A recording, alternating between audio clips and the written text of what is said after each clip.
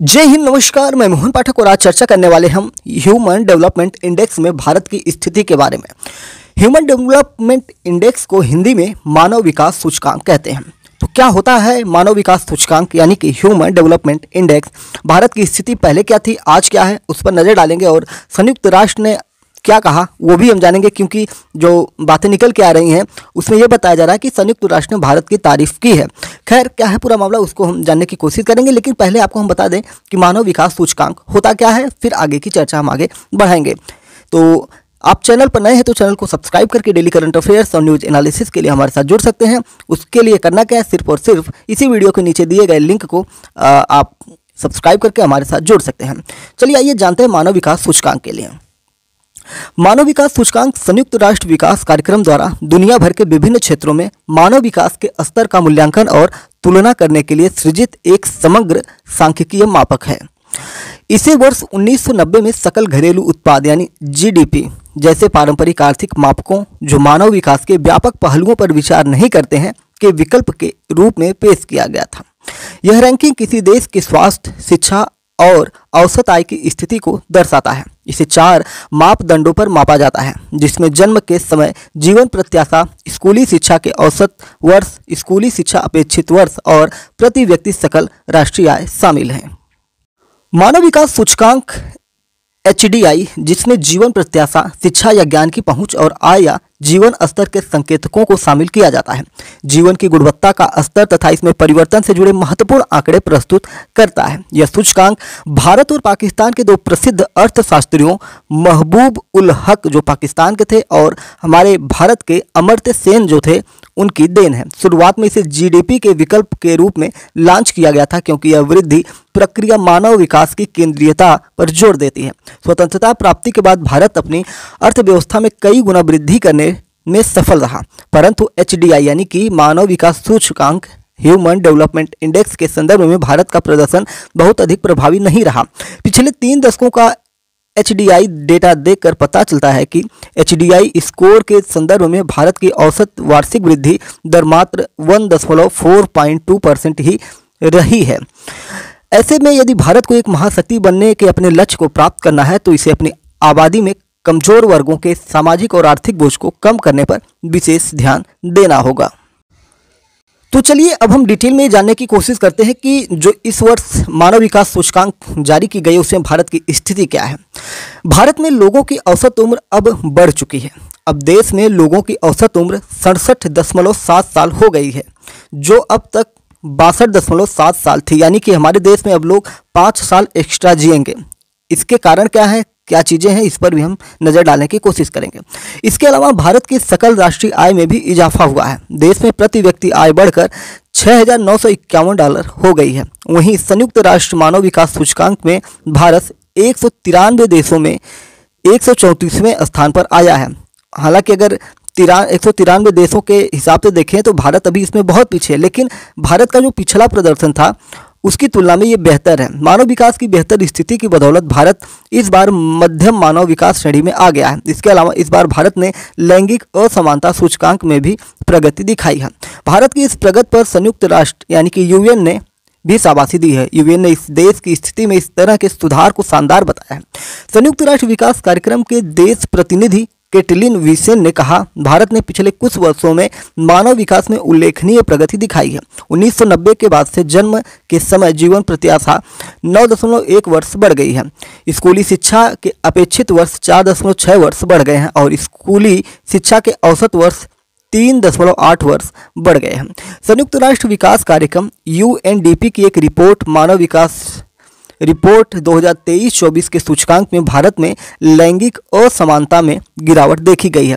UNDP ने लैंगिक असमानता सूचकांक 2022 किया है।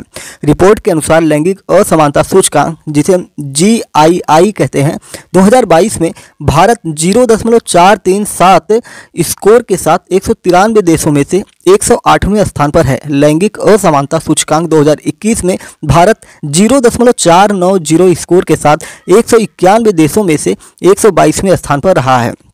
अगर हम बात करें कि भारत की स्थिति कितनी सुधरी है, तो 2021 की तुलना में GII 2022 में 14 पायदान की महत्वपूर्ण छलांग दर्शाया गया है। पिछले 10 वर्षों में GII में भारत की वरीयता लगातार बेहतर हुई है, जो देश में लैंगिक समानता हासिल करने में प्रगतिशील सुधार का संकेत देती है। वर्ष 2014 में यह रैंक 127 थी, जो अब 108 हो गई है। तो GII क्या है, तो उसको हमने बताया कि मानव विकास रिपोर्ट है। ठीक है, केंद्रीय महिला एवं बाल विकास महिला मंत्रालय के अनुसार यह सरकार के दीर्घकालिक सामाजिक, आर्थिक और राजनीतिक विकास के उद्देश्य से नीतिगत सुधारों में महिला सशक्तिकरण सुनिश्चित करने के लिए निर्धारित निर्णायक एजेंडे का परिणाम है। लड़कियों की शिक्षा, कौशल विकास, उद्यमिता, सुविधा और कार्यस्थल में सुरक्षा के लिए बड़े पैमाने पर पहल शामिल है। इन क्षेत्रों में नीतियां और कानून सरकार के महिला नेतृत्व वाले विकास एजेंडे को चला रहे हैं। अगर हम पिछले 3 दशकों में जो पैमाने हैं उसमें प्रदर्शन की बात करेंगे, तो एक रिपोर्ट के मुताबिक पिछले कुछ वर्षों में मानव विकास के पैमानों पर भारत ने उल्लेखनीय तरक्की की है। 1990 के बाद बीते लगभग 34 साल में जीवन प्रत्याशा भी बेहतर हुई है। 1990 में जन्म के समय जीवन प्रत्याशा लगभग 58 वर्ष मानी जाती थी। अब 9.1 वर्ष बढ़कर आयु 67.7 साल हो चुकी है। स्कूली शिक्षा के अपेक्षित वर्ष 4.6 वर्ष बढ़ गए हैं। स्कूली शिक्षा के औसत वर्ष 3.8 वर्ष बढ़े हैं। भारत की प्रति व्यक्ति आय, सकल राष्ट्रीय आय या GNI लगभग 287% बढ़ी है। सूचकांक जारी होने से पहले संयुक्त राष्ट्र ने मानव विकास रिपोर्ट यानी कि HDR breaking the gridlock reimagining cooperation in a polarised world title के साथ प्रकाशित की थी। इसमें प्रति व्यक्ति सकल राष्ट्रीय आय, शिक्षा और जीवन प्रत्याशा के आधार पर देशों का विश्लेषण किया गया है। UN विकास कार्यक्रम के प्रशासक एकिम स्टाइनर ने कहा कि मानव विकास की चौड़ी होती खाई इस रिपोर्ट से उजागर होगी। इससे पता चलता है कि संपन्न और निर्धन देशों के बीच स्थिर गति से घटती असमानता का 2 दशकों पुराना रुझान पलट चुका है। आगे इस पर यह कहा गया कि वैश्विक समाज आपस में गहराई तक जुड़े हैं। इसके बावजूद असमानता की खाई पाटने की दिशा में हमारे प्रयास नाकाफी साबित हो रहे हैं। प्रशासक एकिम स्टाइनर के मुताबिक हमारी आत्मनिर्भरता और क्षमताओं का लाभ उठाकर साझा व अस्तित्व से जुड़ी चुनौतियों से निपटना होगा, ताकि लोगों की आकांक्षाओं को पूरा किया जा सके। UN विकास कार्यक्रम की रिपोर्ट में लोकतंत्र व्यवस्था के लिए एक विरोधाभास उभरता भी नजर आया है। सर्वेक्षण में हिस्सा लेने वाले 90% प्रतिभागियों ने लोकतंत्र के लिए समर्थन व्यक्त किया, मगर साथ ही उन नेताओं का भी पक्ष लिया जिनसे लोकतांत्रिक सिद्धांत कमजोर होते हुए नजर आ रहे हैं। अगर हम पिछले वर्षों की तुलना करें इस वर्ष से, तो इस वर्ष की अगर हम बात करें तो मानव विकास सूचकांक में 193 देशों की सूची में भारत को अभी 134वां स्थान मिला है या उसमें रखा गया है। वहीं लैंगिक असमानता सूचकांक में भारत को 108वें स्थान पर रखा गया है। पिछले साल यानी 2021 के मानव विकास सूचकांक में भारत 135वें स्थान पर था, जबकि लैंगिक सूचकांक में 122वें स्थान पर था। लैंगिक असमानता सूचकांक 2022 में भारत को 0.437 अंक दिया गया है। वहीं 2021 में भारत का यह स्कोर 0.490 हुआ करता था। UNDP की एक हालिया रिपोर्ट पर महिला एवं बाल विकास मंत्रालय ने कहा है कि GII 2021 की तुलना में GII 2022 की रैंकिंग में सुधार एक महत्वपूर्ण उपलब्धि को दर्शाता है। हालांकि देश की श्रम बल भागीदारी में अंतर अब भी बरकरार है। रिपोर्ट के मुताबिक श्रम बल में एक तरफ पुरुषों की भागीदारी जहां 76.1% है, वहीं महिलाओं की भागीदारी सिर्फ 28.3% है, यानी श्रम बल भागीदारी में गैप 47.8% है। इस रिपोर्ट को संयुक्त राष्ट्र विकास कार्यक्रम की report breaking the gridlock reimagining cooperation in a polarised world के तहत प्रकाशित किया गया था। यह सूचकांक 2021-22 में मानव विकास रिपोर्ट के निष्कर्षों पर आधारित थी। ये जो रिपोर्ट प्रकाशित हुई है, इससे ये जानकारी निकल कर आती है कि जो हमारी दुनिया है, इस दुनिया में जो अमीर देश हैं वो रिकॉर्ड विकास हासिल कर रहे हैं, वहीं जो आधे गरीब देश हैं इनकी प्रगति संकट पूर्व स्तर से नीचे बनी हुई, यानी कि इनका जो प्रगति रेट है यानी कि उनके ग्रोथ रेट हैं वो लगातार घटते जा रहे हैं, और जो विकासशील देश हैं वो लगातार बढ़ते जा रहे हैं। जो हमारे साथ कई वर्षों से जुड़े हैं पुराने अन्य प्लेटफॉर्मों पर, तो वहाँ पर मैंने बार बार एक बात बताई हुई है, या हर बार हमने ये कहा है कि जब भी कोविड आया था तब हमने एक बात कही थी कि आने वाले समय में जो लोग आगे हैं वो और आगे बढ़ते हुए जाएंगे, जो पीछे हैं वो और पीछे होते जाएंगे। और ये रिपोर्ट उसी बात पर मुहर लगाता है जिस बात को मैंने कहा था। इसमें साफ साफ कहा गया कि अमीर देश रिकॉर्ड विकास हासिल कर रहे हैं, वहीं गरीब देशों की प्रगति संकट पूर्व स्तर से नीचे बनी हुई है। अगर आप भारत की बात करें तो भारत की स्थिति थोड़ी सी सही हुई है, लेकिन अगर आप नज़र घुमा के देखेंगे तो आज आप ग्रामीण समुदाय या शहरी इलाकों में देखेंगे तो विकास वगैरह आपको दिखाई देगा। जैसे ग्रामीण स्तर में देखेंगे तो आप कहीं ना कहीं रोड बनने से और सरकारी सुविधाएं बढ़ने से, अस्पताल बनने से, अस्पतालों में सुविधाएं बेहतर होने से क्या हो रहा है कि लोगों की जीवन प्रत्याशा बढ़ रही है। जैसे पहले डिलीवरी के समय माँ जो होती थी उसका देहांत हो जाता था या बच्चे का देहांत हो जाता, सड़कें खराब होने की वजह से जो प्रसव पीड़ित महिला है उसको जब ले जाया जाता था तो रास्ते में ही मौत हो जाती। लेकिन सड़कें बनने से इसका एक बेहतर लाभ हुआ कि वो आसानी से अस्पताल पहुँच जा सकती है। तो ये सारी चीज़ें हैं और भी बहुत सारे विकास कार्यक्रम है। जैसे भारत में भारत सरकार द्वारा एक योजना लाई गई थी जिसका नाम था गैस और सिलेंडर इसमें दिया जा रहा था, चूल्हा दिया जा रहा था, जिससे महिलाएं धुआं से बचीं और धुएं से बचने के साथ साथ उनके बीमारियों के संकट काफ़ी कम हुए और जिससे ये भी लाभ हुआ कि उनकी जीवन प्रत्याशा बढ़ी।